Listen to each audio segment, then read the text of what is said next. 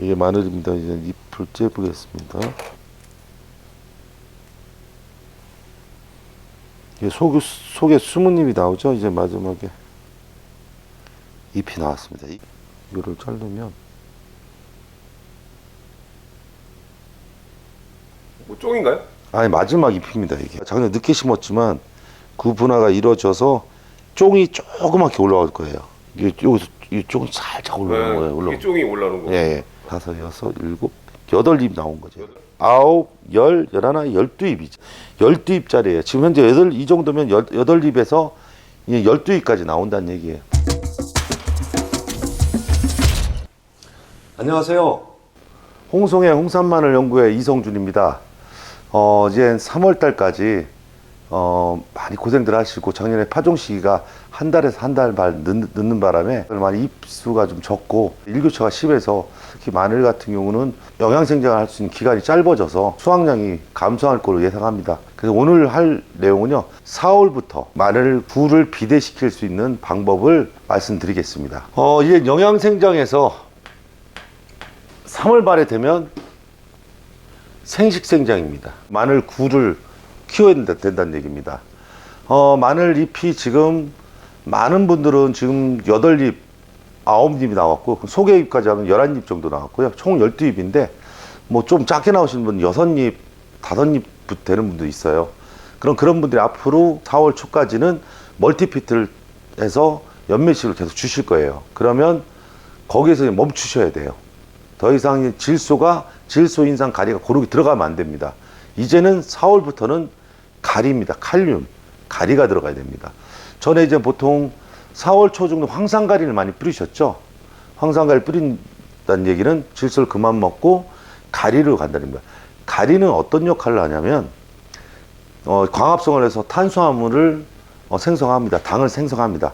그거를 빠른 속도로 밑으로 저장시키는 거예요. 이동시켜주는 촉진제입니다. 가리가 그 역할을 해요.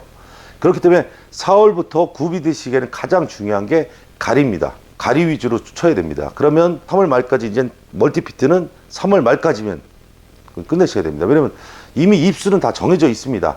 6잎이면 안에 속잎에서 한 3잎에서 9잎, 한 8잎이면 11잎, 이 정도 다 나와 있거든요. 여기서 더 잎수가 적다고 더 줄기랑 잎을 키우려고 질소를 과잉하면 벌마련이 나옵니다. 그래서 절대 주시면 안 되고 이제부터 가리의 싸움입니다. 지금부터 4월 달부터 물 관리를 잘하고 영양 관리를 잘해서 모든 영양분을 구로 보낸다면 올해 수확량을 최대한 늘릴 수가 있습니다. 첫 번째, 수분 관리입니다. 수분. 습도를 한 60에서 65%라고 해요. 근데 수분계가 없으시잖아요. 그럼 흙을 져요. 흙을 졌는데 한 10cm 정도 되는 두둑을 파서 흙을 줍니다. 흙이 약간 뭉쳐지면서 가루가 떨어지는 게 적당합니다. 지금 현재는. 3월 달은 적당했단 말이에요. 4월 달에는 중비대기죠. 그러면 어떻게 보면 수분이 어느 정도 있어야 되면 항상 10cm 정도 파서 그 흙을 저었을 때 흙이 물이 나오면 과습입니다. 물이 지거나 떡이지도 꽉 뭉쳐지면 그건 과습이고요. 과습은 특히 주의하셔야 됩니다. 올해는 지금 비가 안 와서 굉장히 지금 물 시설이 없으신 분들이 굉장히 건조하거든. 지금 물을 어떻게 주셔야 돼요. 완전 극비대기에는 5월에는 80%를 유지해야 됩니다. 수확 열흘 전까지. 그럼 그때는 졌을 때 부스러기가 떨어지면 안 돼요. 수분 관리가 돼야지만 영양분을 먹습니다. 3월 말, 4월 상순에 복토를 합니다. 이제 이 복토를 하는 이유가 여러 가지가 있는데 가장 큰 게 수분을 잡아줍니다. 수분을. 그리고 오래가게 한단 말이에요. 수분을. 그 다음 풀을 잡아줍니다. 그리고 세 번째가 고온 피해입니다. 고온 피해. 5월 달에 굉장히 가물고 굉장히 온도가 높아집니다. 그럼 지온이 25도 이상 되면 마늘 생육이 가장 중요한 시기에서 멈춥니다. 고온에서 지온을 낮추기 위해서 복토를 합니다. 슈퍼농부가 만들었는데 이게 째보라고 합니다. 째보. 여러분들도 만들 수 있어요. 이 알루미늄에다가 이렇게 해가지고 용접을 해가지고 여기다 이제 셋톱을 다른 거예요. 쭉 가운데를 마늘밭 갑니다. 그러면서 비닐 가운데를 쭉 찢어놔요. 가운데 찢어놔서 잘 들어가겠죠. 두둑이 잘 졌겠죠. 적은 비에도. 그런데 그걸 내버려 두면 빨리 마르겠죠. 저걸 찢고 복토를 하는 겁니다. 저걸 찢는 이유는 뭐냐면 물도 잘 들어가지만 비닐 걷을 때 양쪽으로 걷다 보면 찢어져요. 저도 처음에 비닐 이게 걷는 게 보통 일이 아니더라고요. 양쪽으로 잡아서 찢어지니까 중간에 끊겨서 또 하고. 근데 저걸 가운데 찢어 놓으면 한쪽으로만 제껴서 비닐을 빼니까 땅속에 묻힌 비닐이 잘 빼져요. 그리고 쭉 옆으로 빼놓고 마지막에 한 4개, 5개 쫙 잡아당기죠. 그래 비닐 걷기가 굉장히 좋습니다. 한번 만들어서 사용하시거나요. 필요하시면 얘기하시고요. 그럼 세 번째, 가장 중요합니다. 가리가 중심이 돼야 돼요. 가리. 예전에는 황산가리를 뿌렸어요. 황산가리 뿌리는데 황산가리도 땅속으로 뿌리가 먹어야 되니 어떻게 돼요? 비가 오거나 물을 줘야 돼요. 그래서 그런 걸 대비해서 어떻게 했냐면 연면시비밖에 없다. 물이 없으니까 황산가리 녹여야 되는데 비가 안 오면 황산가리 다 없어지는 거예요. 그럼 손으로 다 뿌려야 되고. 그래서 우리 추비를 연면시비 하듯이 4월부터 수확 전까지 연면시비를 했습니다. 그래서 여러 가지 제품들을 많이 써봤어요. 시중에 나와 있는 구비대제제라는 걸 써봤어요. 보통 구비대제들이 뭐 500리터, 1리터 나오는데 보면 가리가 한 12% 들었어요. 12%. 여기에 이게 1000배면 500리터 이거 하나 들어가는데 하나나 2개 들어가는데 12%밖에 안 들어간 거예요. 그래서 좀 가리가 더 많으면 그 가리 좀 높은 걸 쓰면 이동이 더 빨라지겠다. 그래서 진짜 이동이 빨라지더라고요. 전 이스라엘 그 하이파 K 플러스를 씁니다. K 플러스. K 플러스입니다. 인산이 3. 그리고 가리가 43%입니다. 원래 작년까지 썼는데 올해 2kg짜리가 새로 나왔습니다. 작년에는 2.5kg를 500리터에 넣었어요. 근데 올해부터는 250회, 2kg입니다. 2kg. 2kg짜리를 500리터에 넣으시면 되는 거예요. 500리터. 1000리터에는 4kg를 넣겠죠. 4kg. 잘 녹습니다. 수용성 인산, 수용성 가리입니다. 그리고 또 장점을 알아봤더니 특수 유기화합물이 들어가 있어요. 그건 뭐냐면 특수 유기화합물을 통해서 잎에 우리가 연면식을 하면 다 붙어 있어요. 그럼 보통 전착제를 쓰시죠? 근데 이 유기화합물이 어떤 역할을 하냐면 이 가리 성분을 여기다 그냥 다 붙여 놓는 거예요. 잘 흡수시키고 침투하게끔. 그러면 낮에는 마르죠. 그럼 새벽에 아침에 이슬이 맺혀요. 그럼 물기가 있으면 이게 살 또 흡수가 또 되는 거예요. 이게 최장 15일까지 간답니다. 15일.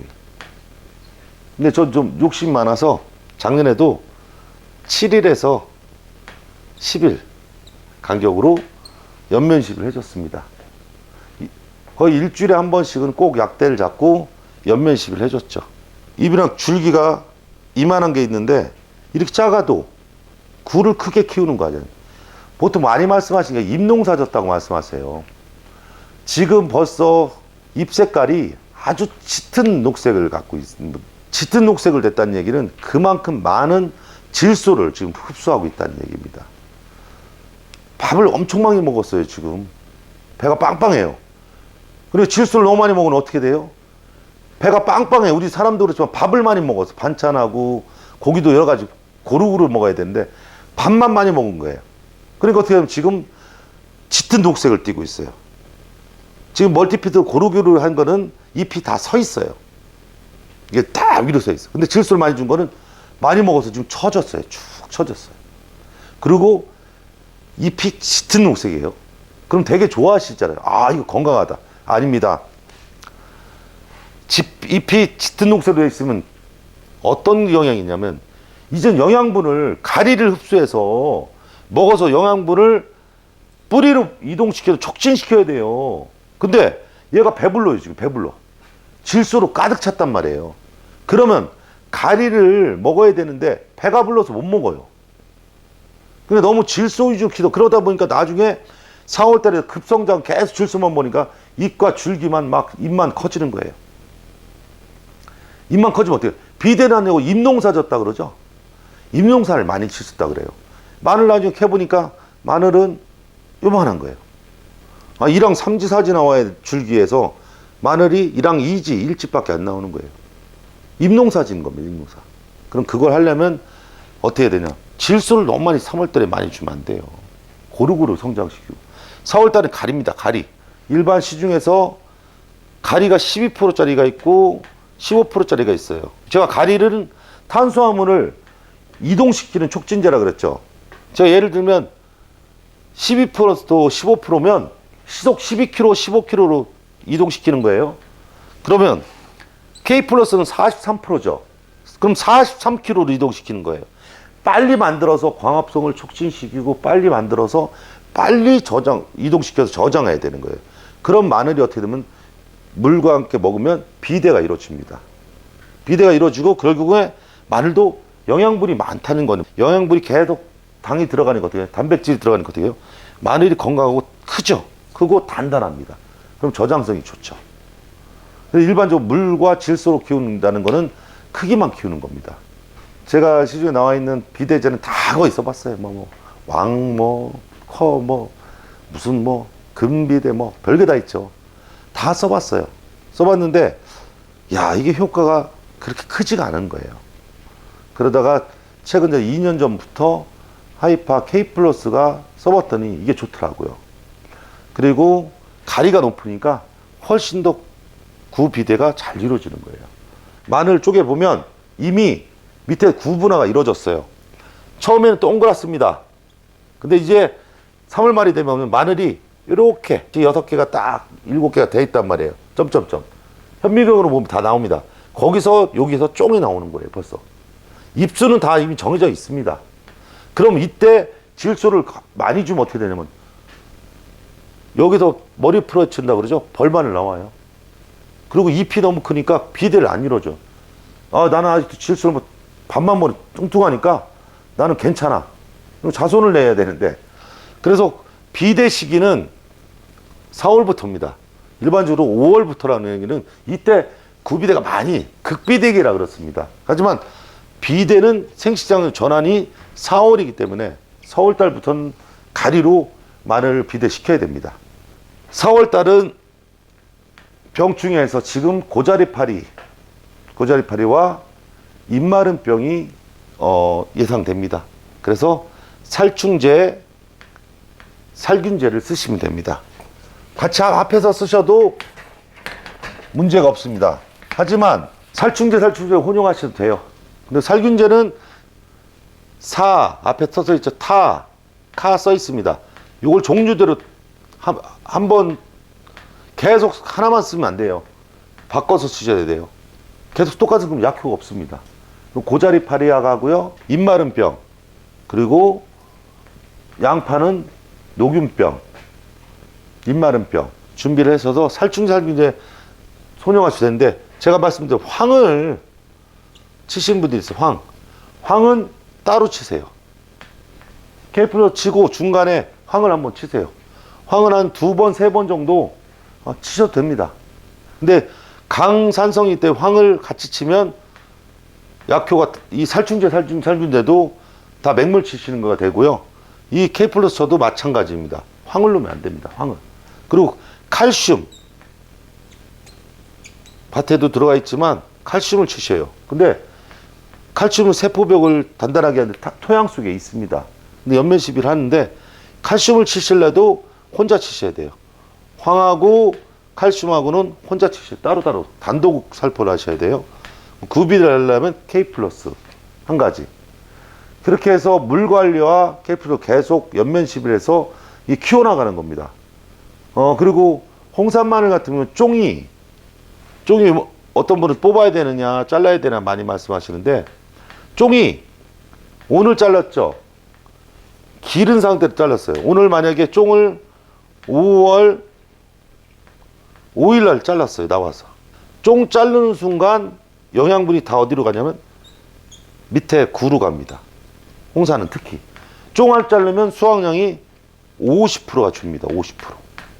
그러니까 어떤 분은 뽑아야 되느냐 잘라야 되냐 하는데 저는 될 수 있는 뽑는 걸 추천을 안 해드려요. 뽑으면 이 쫑이 가장 밑에 있는데 마늘 줄기가 쓰러집니다. 쓰러지면 마늘 광합성을 제대로 못하겠죠.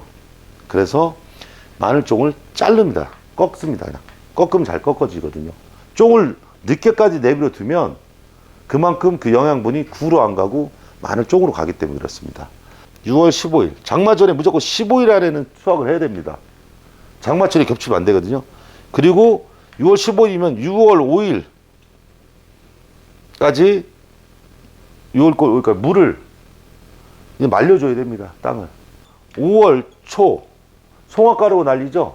이때부터는 녹병을, 특히 홍산 마늘은 수확이 5월달이나 6월달이기 때문에 녹병을 예방해야 됩니다. 작년에는 겨울에도 가물 없고 또 비가 많이 와서 우리 농민들이 너무 힘듭니다. 파종 시기가 한 달에서 한 달 반이 늦어졌거든요.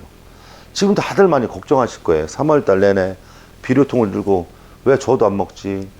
왜 안 크냐? 예전에는 3월 5일, 10일 정도면 지온이 많이 올랐었어요. 10도 정도 했어요. 근데 올해는 22일까지 지금 밤 온도가 2도, 낮 온도가 12도, 13도, 일교차가 심했어요.